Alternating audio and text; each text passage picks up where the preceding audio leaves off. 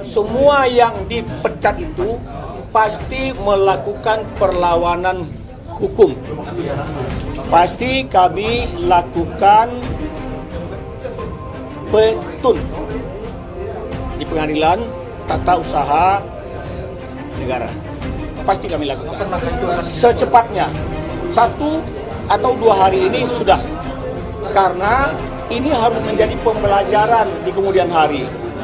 Jika ada yang dipecat, jika ada yang diberhentikan, dan dia merasa keberatan, dia merasa tidak nyaman atas itu, ada jalurnya.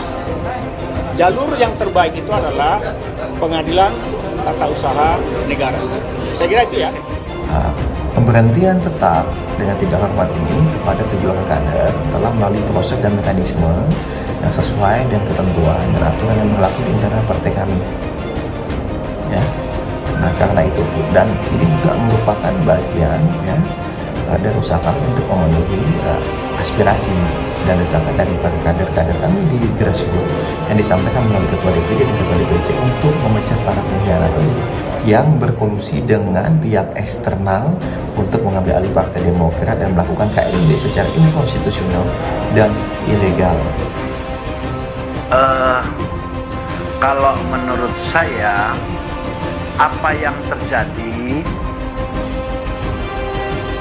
dengan langkah pemecatan itu merupakan langkah mundur. Karena partai ini kan adalah partai terbuka. Hendaknya mereka-mereka yang sudah bertarung sejak awal, saya lihat itu ada 7 orang yang begitu hebat membesarkan partai ini, kok tiba-tiba dipecat. Nah, hal ini kan harus dilihat. Kita bukan ada langkah maju tapi lebih mundur. Sehingga kalaupun mereka mengajukan sebuah pemikiran untuk mengajukan itu sebagai sebuah perlawanan dalam petun, itu adalah suatu yang wajar. Apa sebab? Dari ke-7 orang ini, kalau kita hitung aja pengikutnya masing-masing 10.000, berarti ada 70.000 yang hilang. Nah, jadi kalau saran saya, kenapa tidak dipanggil, klarifikasi, konfirmasi, dan selesaikan secara internal? Ya, saya kira ini sudah melalui sebuah mekanisme internal partai.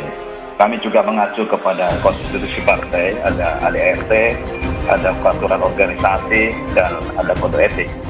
Justru kami juga memberikan tenggat waktu, ya. Kenapa kemudian agak memberikan waktu dan baru hari ini mengambil keputusan? Ini didasarkan kepada fakta-fakta yang terus digali oleh Dewan Kehormatan Partai Demokrat. Dan tentu ini berdasarkan sidang Dewan Kehormatan untuk merekomendasikan terhadap pemecatan. Kalau fakta-fakta sangat banyak menurut saya. Jadi Bang Hengki ya, Bang Hengki ini juga sahabat saya sudah sejak lama dan saya menghormati keberadaan beliau. Tetapi persoalannya adalah apa yang disampaikan oleh GPK ini, GPKPD tentu tidak pernah berhenti untuk menebar fitnah, kemudian menjatuhkan kewibawaan partai, dan ini terekam dari jejak digital dan lain sebagainya, termasuk para pemilik suara sah di internal partai, para ketua DPD, para ketua DPC yang kami undang untuk memberikan keterangan kepada DPP. Ya, intinya bahwa semuanya politik. Semestinya kan kalau memang ada niat baik dari teman-teman ini, ya silakan datang ke DPP. Saya juga terbuka kok di sini, gitu ya. Dan ya tentu bahkan saya juga sebagai kepala BPOKK sangat terbuka sekali, ruangannya nggak pernah dikunci, dibuka pintu. Nah, oleh karenanya jika kemudian bahwa ada alasan ini tidak memenuhi syarat-syarat, saya pastikan bahwa ini memenuhi syarat-syarat untuk pemberhentian, termasuk DPP juga mengacu kepada rekomendasi hasil keputusan sidang Dewan Kehormatan. Klausul juga di situ disebutkan bahwa jika fakta-fakta sudah jelas, kemudian dan hasil daripada penelusuran maupun investigasi di semua kader yang pernah didatangi oleh pihak mereka juga menyatakan demikian, ini sudah jelas. Dan Saya juga bertanya kepada Dewan Kehormatan mengatakan sudah tidak perlu dipanggil lagi karena ini fakta-faktanya sudah sangat jelas. Oke. Saya kira Bang Hengki sangat tahu lah, dulu juga kita bisa berkomunikasi ya. Sepanjang bahwa kita juga berada pada koridor yang masih berada dalam situasi internal. Bahkan Bang Joni juga sudah dipanggil ke CKS dan saya kira ada jalan buntu yang tidak bisa kemudian menurut saya dibuka ruang untuk kemudian kita sama-sama kembali. Inilah yang kemudian diambillah keputusan tegas oleh Dewan Pimpinan Pusat. Dan ini adalah keputusan organisasi, bukan keputusan individu, tapi keputusan organisasi yang melalui tahapan-tahapan untuk bisa sampai kepada keputusan yang dikeluarkan oleh DPP untuk pemecatan dengan tidak hormat.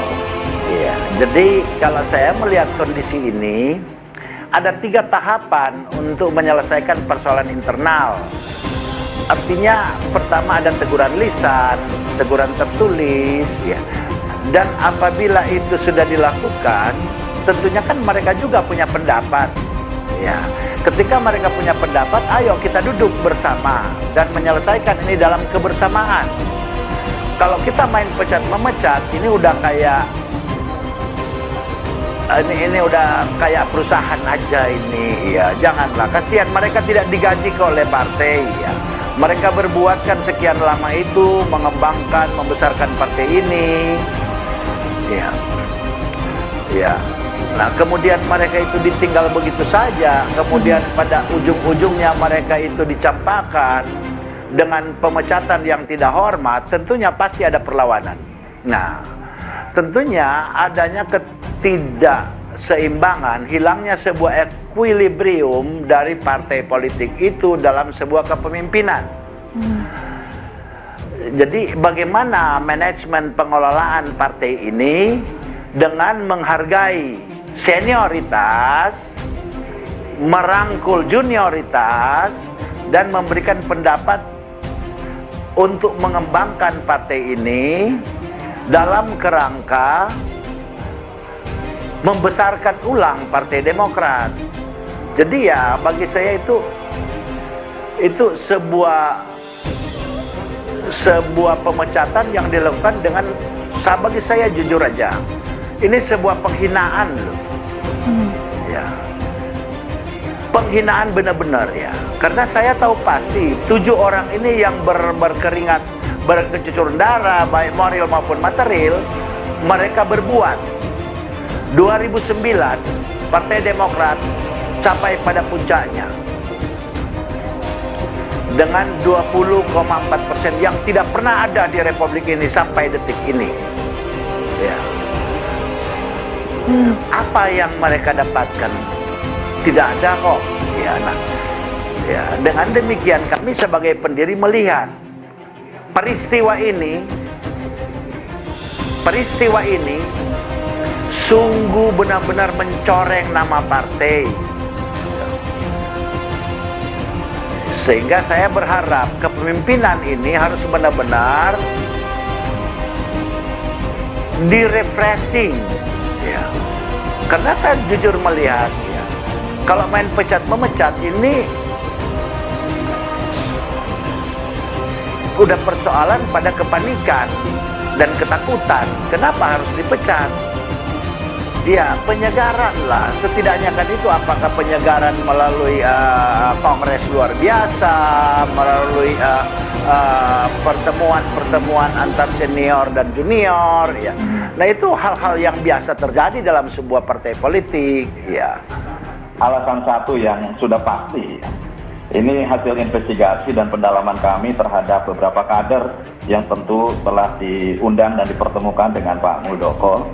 Itu adalah akan mengambil kepemimpinan untuk kepentingan 2024 gitu. Dan kalau mau kita menyampaikan fakta data terkait dengan apa yang telah dilakukan oleh partai ini, saya kan mengikuti perjalanan partai ini sejak Bang Hengki mendirikan. Saya bukan pendiri gitu ya, tetapi saya sejak lama saya juga mengikuti para senior. Kemudian saya juga ikut dalam pengurus 2005. Kemudian sampai saat ini saya masih ada di DPP. Dan kalau untuk kontribusi partai terhadap rakyat, kegiatan-kegiatan partai terhadap rakyat, tentu juga sangat banyak sekali di tengah kita sebagai partai yang di luar partai pemerintah.